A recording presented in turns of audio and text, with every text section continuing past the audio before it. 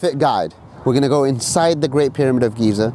We're going to go through the tunnels, and I will show you and tell you secrets inside. Discoveries that haven't been released yet, all the way inside that pyramid. Bear with me, stick with me, and you're going to love it. Let's go. Now, this is the Great Pyramid of Giza. The one of the 7 ancient wonders of the world, the only one surviving, and the most ancient one of them all.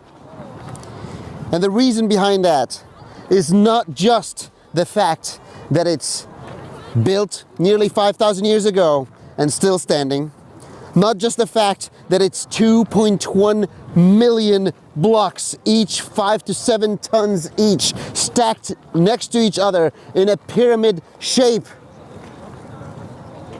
perfectly, without any type of cement or mortar.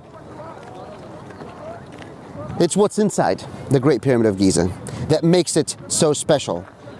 It's the questions that we still have today.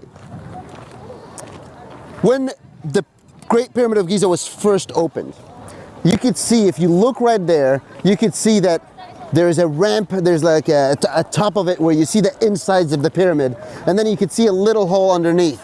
So if you look all the way on top, you will see an entrance that used to be the entrance. When this pyramid was discovered in the modern times, which is in the past 50 years, it was discovered by an Islamic emperor before that, and that was in the last 1,000 years. When they discovered it, all they could see from that pyramid was not the treasure that it is, but instead an old building that probably has a ton of gold inside, and that's what they need to access. They brought a bunch of dynamite and they tried to make a hole in the pyramid so they could see what's there. And that's what happened. They made a hole in the pyramid with dynamite. So this pyramid has been blown up by dynamite, yet still standing.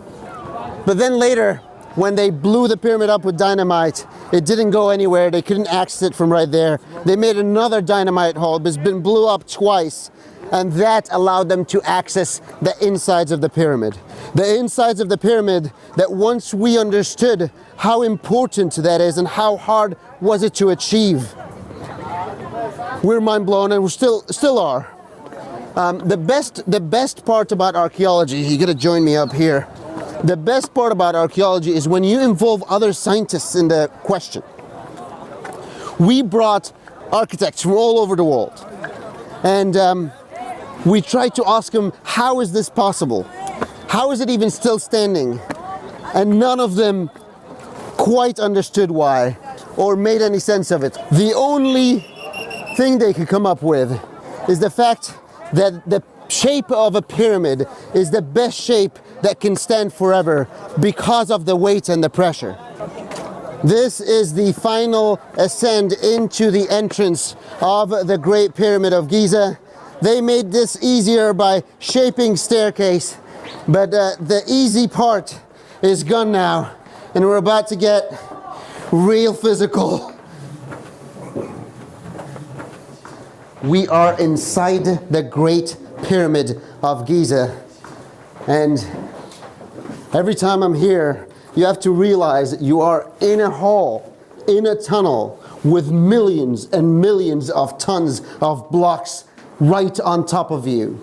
This hole has survived for thousands of years, but no one knows how long will it keep going. It's about to get really tight here, so you should go ahead first.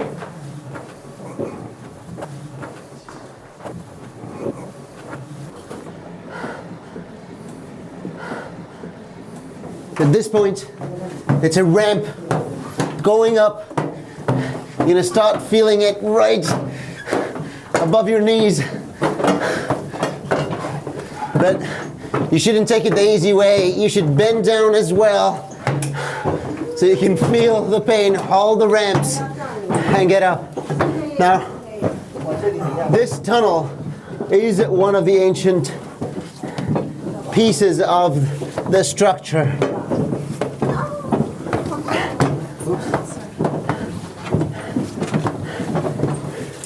5,000 years ago, the body of the king before reaching its final resting place all the way up top, would have to ascend here with 2 rows of high priests that would pull them all the way through till they arrive here in the Grand Gallery.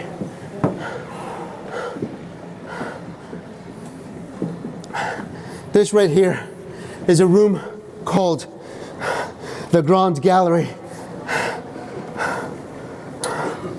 Right now, you should already feel it in your legs.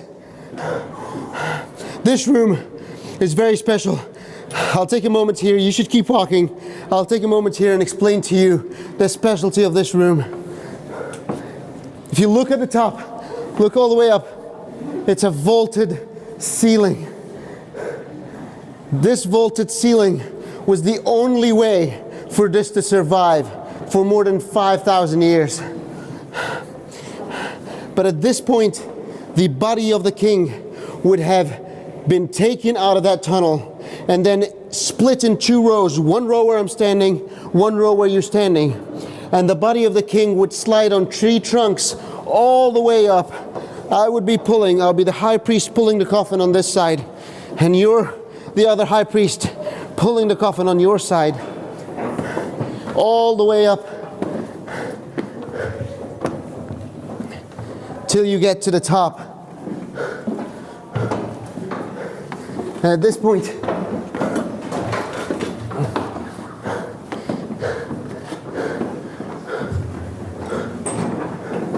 you could start smelling here the stench of bats. And then each now and then, I want you to look right and left. You can see right here that there's reinforcements, modern reinforcements that looks like reinforcements, but all they are is a measuring technique. By putting a piece like that and seeing if the pyramid is moving or deteriorating, we'll understand. Now this vaulted ceiling was the only way for the weight of the pyramid being on top of us. Because you have to remember, there are millions and millions of tons of blocks right on top of us in this empty space that have survived for thousands of years. And the only way to do that was a vaulted ceiling, because all the weight in the center gets distributed along the sides till you have 0 weight at the peak of the vaulted top. Well done, guys. This is it. Now look back down to what you just did. You just climbed all the way through this great grand gallery and about to access what we believe today is the burial chamber, the king's lost resting place. Let's go in and I'll explain to you what happened here. So you have to crouch down on and then start ascending. And then you find this spot right here. Start hearing the echoes. I'm going to be quieter and more respectful of the surroundings. This part here is the mechanical part that blocked the burial chamber once anyone entered, so no one can come after the mummy of the king, which will lay inside. Another rock with similar structure will go right next to this one, and the high priest, the lost one outside, will take the final piece out, and like an Indiana Jones movie, this massive room filled with a massive stone would drop down and block this entrance forever. Wasn't long enough before we managed to dig our way through, but this entrance was blocked, and no one really knew what happened to the high priests that brought the king all the way to his final resting place. The sound in this room is quite echoey and strong. You can feel every part of it. This type of stone right here comes not from a local quarry like the rest of the pyramid. This comes from Aswan. Aswan is about 1,000 kilometers to the south. That's about 600 miles to the south.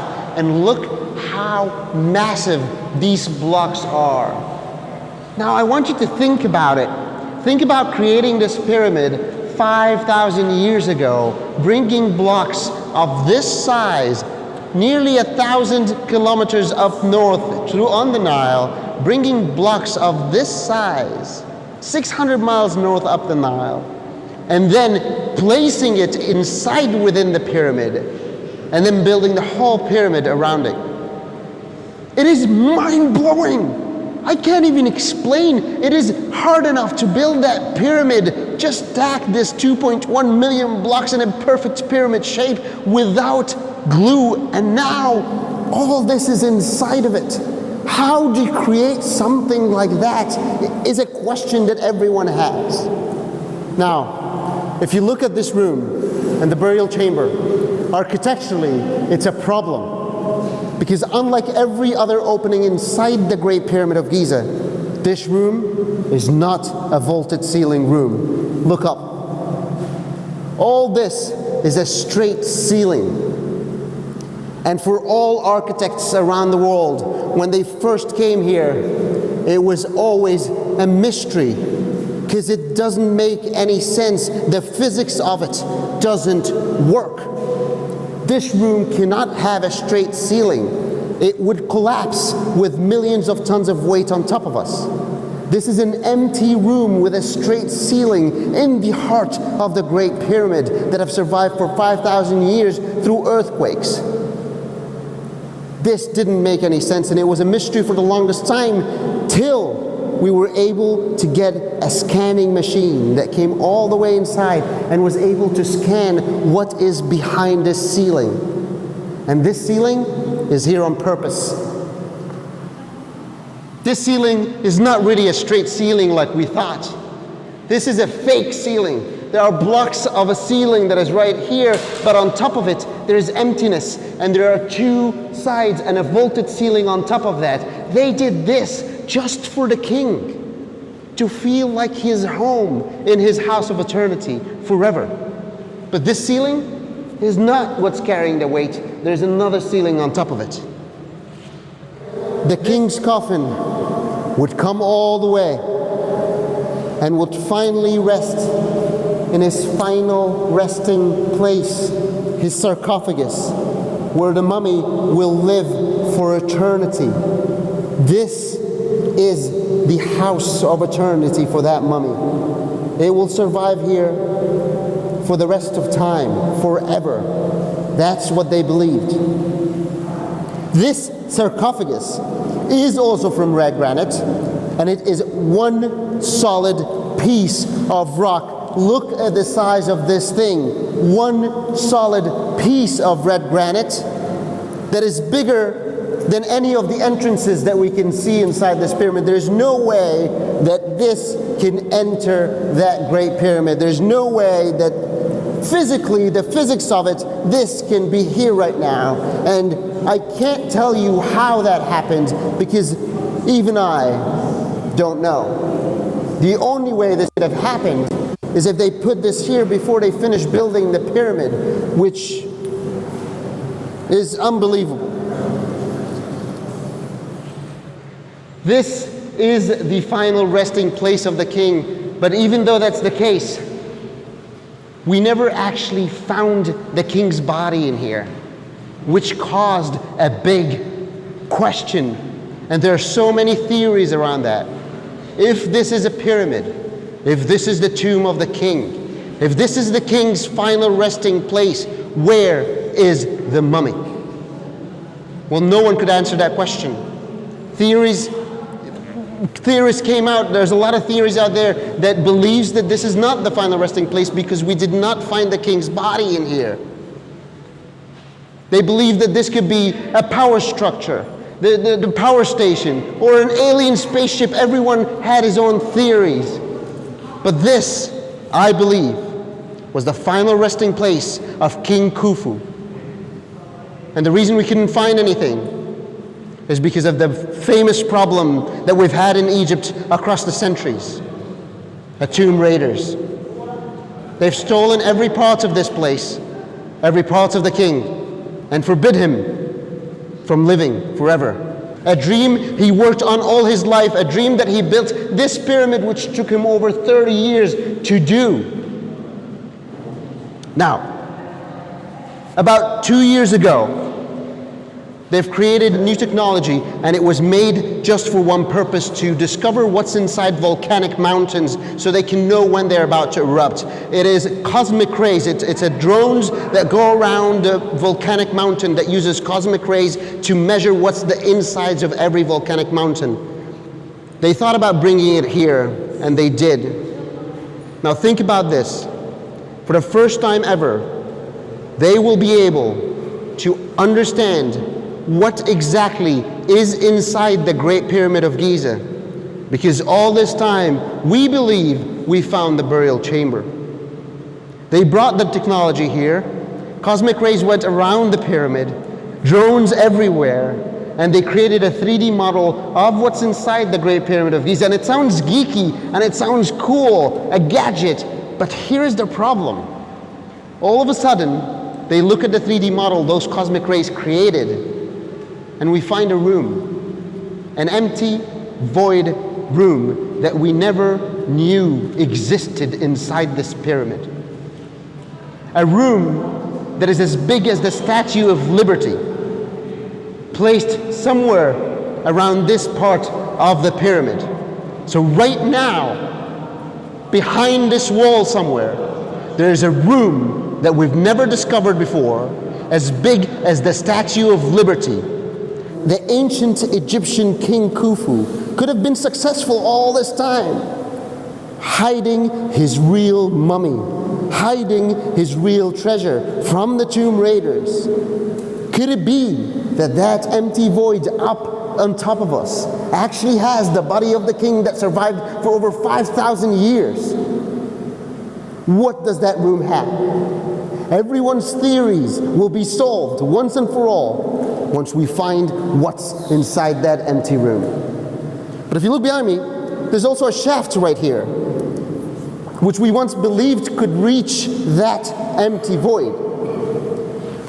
Through the past 10 or 15 years, we've been trying to discover what's inside this little shaft. There are so many theories, whether it's an air shaft, a ventilation shaft that goes all the way up to the outside of the pyramid so it could relieve the pressure, but none of them are proven. So one day, a university in the US managed to create a tiny robot with a camera that will go in and excavate. That robot went all the way in, kept ascending till it reached what we never knew about before, a gate within this hall, a gate with copper handles.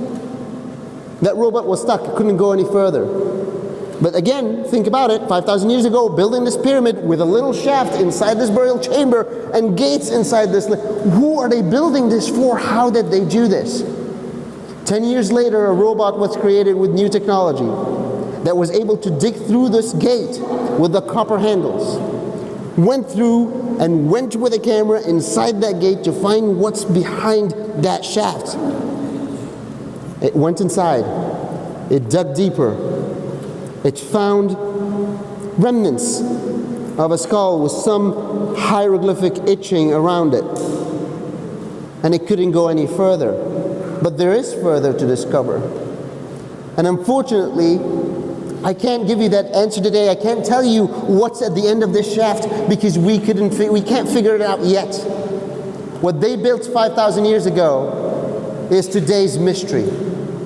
We don't know what's hidden behind these walls. But one day we will. Well, thank you so much for walking all the way while I'm standing here and explaining to you what's inside the Great Pyramid and what mysteries and what questions I have. Maybe you have the answer. And well done. Congratulations on your workout. This was brilliant. Next one, I'm going to take you back in time and go see how they've actually created the first pyramid ever. Who created it and where did they get the idea from?